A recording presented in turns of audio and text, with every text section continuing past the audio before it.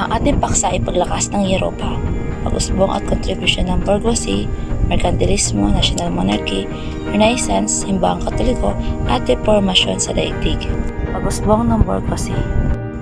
Ang terminong bourgeoisie ay inuugnay sa mga mamamayan ng mga bayan sa medieval France na binubuo ng mga artisan at mga ngalakal. Bourgeoisie ay sa pagitan ng uri ng pangkat ng lipunan, binubuo ng mga ngalakal at artisano, bagamat may salapi hindi nabibilang sa mga lipi ng marlika. Ang daigdig nila ay hindi minor o simbahan kundi sa pamilyan. Ang kanilang yaman ay hindi nagagaling sa lupa kundi sa industrial at kalakalan, hindi sila nakadepende sa sistema ng feudal.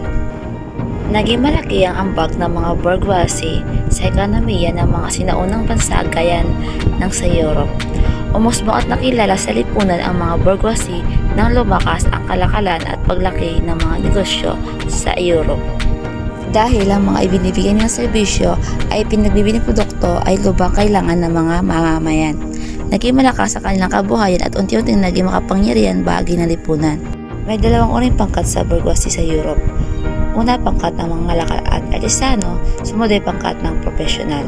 Umangat sila at kinilalang middle class o paggitnang uri ng mamamayan.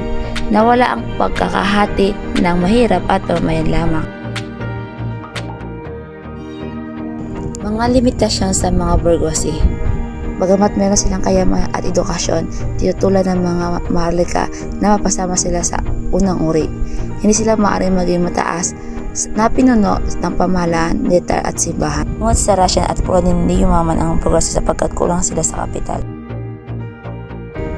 Halaga sa lipunan.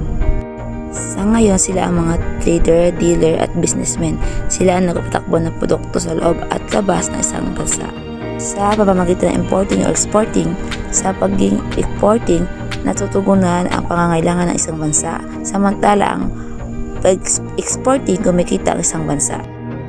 Epekto sa paglakas ng Europe, sila ay isang mga salik na nakatulong sa pag-unlad ng Europe sa pamamagitan ng pagkapatibay ng mga kalakalan na nagdadala ng malakas na ekonomiya para sa isang estado.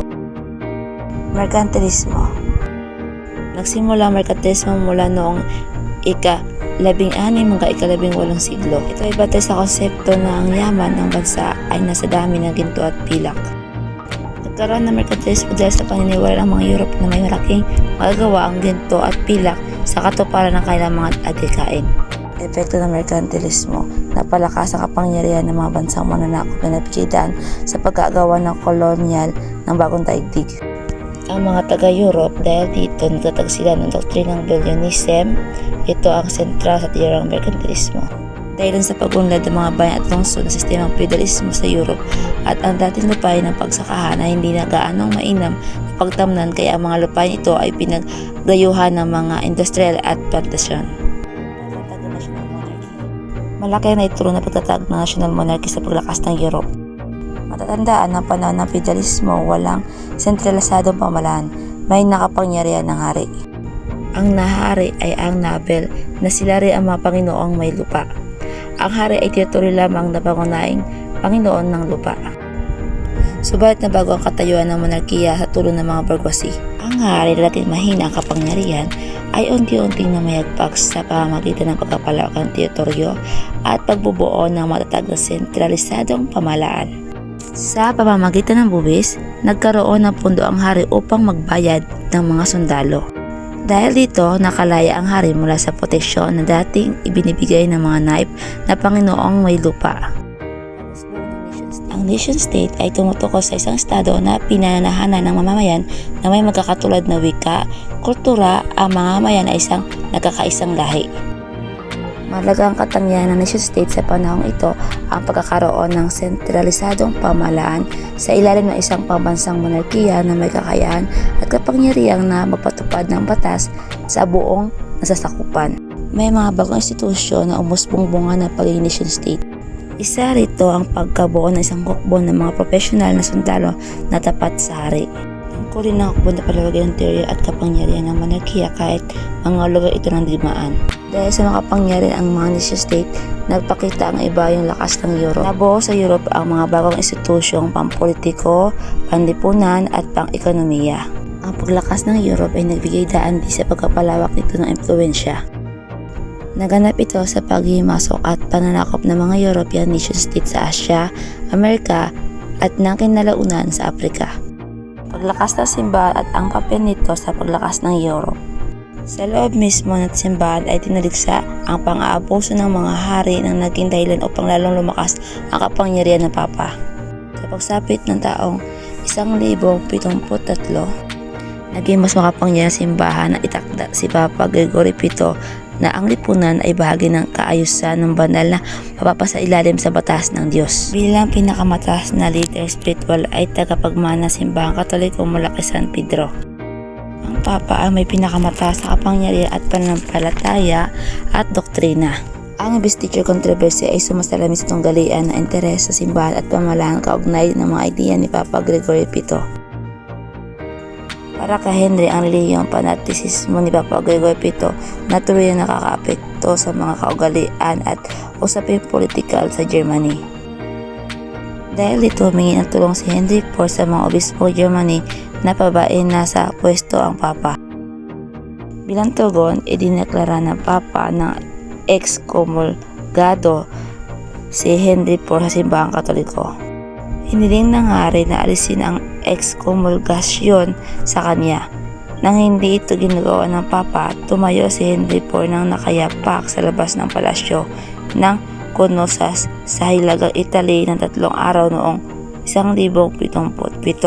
Hiningi niya na alisin na ang parusang excomulgasyon. Bagamat betawa din ang kalaunan ng Papa si Henry, ang nasabing incident ay lalong nagpatibay sa kapangyarihan ng simbahan. Kalaunan, upang malutas ang nasabing isyu, nagkaroon ng kompromiso sa pamagitan ng simbahan at ni Henry IV. Ito ay tinatawag na Concordat of Worms noong 1122 na kumilala sa dalawang tungkulin ng obispo bilang leader spiritual ng simbahan at Panginoong may lupa. Sa kabuuan, ang Europe simula na ika-11 na siglo hanggang sa ika-13 na siglo ay lumakas. Lumaki ang populasyon na numbalik ang dating siglang pangkalakalan. Umusbong ang mga lungsod at kalaunan ay naging nation state at lumakas ang kapangyarihan ng simbahan. Ang mga salik na ito ang nagbigay daan sa paglakas ng Europe at sa kaganapan ng mga sumusunod na panahon. Pag-usbong ng Renaissance. Umusbong ang Renaissance sa Italy na kung saan ang mga tao ay nagsimulang makapag-aral at maging makapagsiyasat at maraming bagay. Inertia ay isang paniniwala na ang anumang bagay ay manatili hindi gumagalaw hanggat may puwersang paggalaw dito. Sa panahon na kilalang Renaissance, muling pinatili ang panumbalik ng mga sinuunang kulturang klasikal ng Gresya, Roma, nabuo ang positibo sa mga Europa na nagsilbing daan upang magkaroon ng maraming pagbabago at iba pang larangan tulad ng sining, architectural at iba pa. Nagsilbing inspirasyon ito sa mga lakad dahil naging maunlad ang ekonomiya at ang eksplorasyon sa tulong ng mga maglalakbay na nanguna sa paggalugad sa mundo.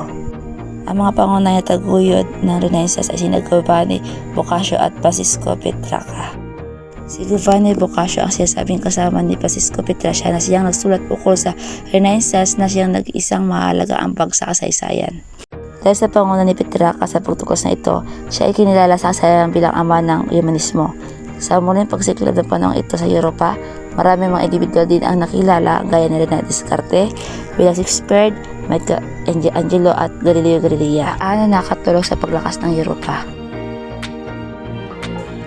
Ang Renaissance period o muling pagkabuhay ay ang panahon na nagbigay tulay sa makabagong pananaw sa kultura at kalamang kasikalan nagmula sa Gresya at Roma. Nakatulong ito dahil sa panahon ito ay nagbukas ng mga idea at isip na pagkakaroon ng malakas na ekonomiya at edukasyon at malikhaing sining. Pag-usbong ng Reformasyon. Dalawang yugto ng Reformasyon. Una Reformasyon, pangalawa Kontra-Reformasyon. Dahil narinig sa maraming isyu lumutang laban sa simbahan, nirigsa ito ng maraming tao sa lipunan, pangunahin mga ito. Ang una ay si John Wycliffe. John Wycliffe ay isang guro ng Universidad ng Oxford. Tinilagsa niya ang kapangyarihan ng Santo Papa at ng mga obispo. Ay sa kanya, kinailangan mamuhay ng simple ang mga pare. Iminangkahay gamitin ng lahat ng mga tao ang Biblia bilang gabayin sa kanilang pang-araw-araw na pamumuhay. Isinalin din niya sa wikang English. Ang mga tagasunod niya ay tinatawag na Lollards. Samuel si Janos. Si Janos ay isang pare ng Bohemia na naging rektor ng Universidad ng Prague. Sinuportahan ni Hus ang mga aral at mga tuntunin ni John Wycliffe. Tinaligsan niya ang karangyaan ng mga pinuno ng simbahan at pagbibinta ng indulhensya.